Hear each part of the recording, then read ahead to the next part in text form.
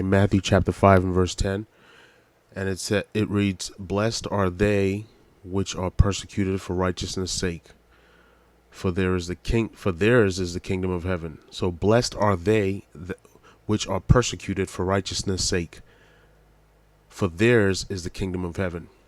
So off top, you know, this is just telling that if you plan on being righteous, you have to expect that you're going to be persecuted.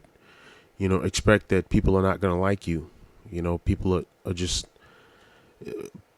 because most people, the scripture says King David, or either David or Solomon talked about, having to go through so many people, so many men just to find one righteous, right?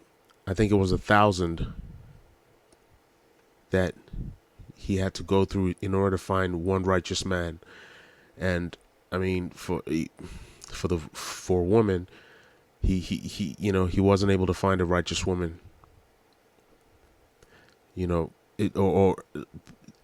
took much more for him to find a righteous woman. As far as the numbers, the amount of women that he had to go through. So, most people are not righteous is the point that I'm making. And if you plan on being righteous, if you plan on being set apart, if you plan on doing your best to keep the Lord's statutes and commandments, you have to expect that, you're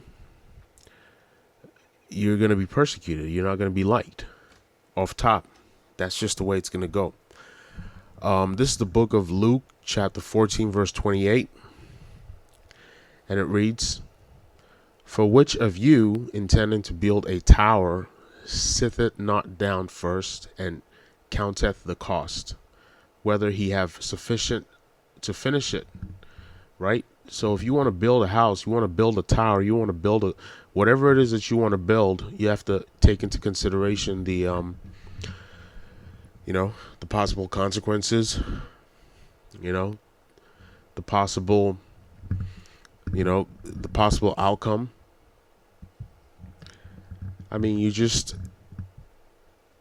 That's just what it's going to take. But ultimately, you're sacrificing, the temporary for the everlasting, for the kingdom to come. And, that's just what it is. You make yourself an enemy, you make yourself an enemy to